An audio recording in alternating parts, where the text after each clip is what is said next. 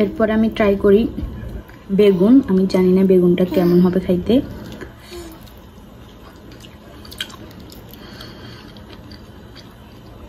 সত্যি কথা বলতে বেগুনটা আমাদের। আসসালামু আলাইকুম, welcome to Faiza mom USA. আশা করি সবাই ভালো আছেন। প্রথমেই দেখে বুঝতে পারতেছেন আজকে কি খাবার খাবো।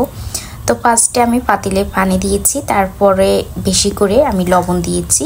এই সিদ্ধ খাবারটার মধ্যে যদি আপনি বেশি লবণ দেন তাহলে খেতে অনেক বেশি ভালো লাগে। তো ফার্স্টে আমি ব্রোকলি সিদ্ধ করে নিয়েছি, এরপরে 2টা বেগুন দিয়ে দিতেছি।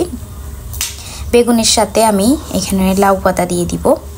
তো আমার বাসায় যেগুলো ছিল আমি সেগুলোই সিদ্ধ করে খেলাম। তো এখানে আমি লাউ পাতাও নিয়ে নিতেছি। লাউ পাতা আমার সিদ্ধ করা হয়ে গিয়েছে।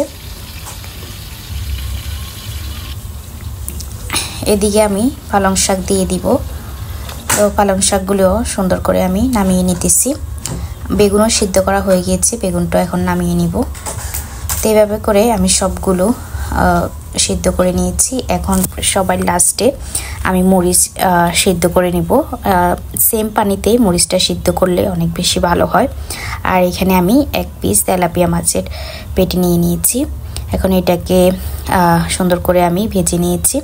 এখানে আমি মরিচ ভর্তার জন্য পেঁয়াজ, ধনিয়া পাতা, মাছ, কাঁচামরিচ এগুলো নিয়েছি। এখন এগুলোকে আমি ব্লেন্ড করে নিব। তো এই যে আমার সিদ্ধ খাবার রেডি। এখানে সবগুলো নিয়ে নিয়েছি, সাথে আমি শসাও কেটে নিয়েছি। আর এই যে মরিচ ভর্তা, আমি আমার মতো করে করছি এই মরিচ ভর্তাটা। তো এখানের মধ্যে একটু এখন আমি মরিচ ভর্তা নিয়ে নিয়েছি। তো শুরু করি। তো আজকে আমি পাহাড়িদের মতন সিদ্ধ খাবার খাবো। তো ফার্স্টে আমি এটা পালং শাক, বিসমিল্লাহ। এরপরে এটা হচ্ছে লাউ পাতা,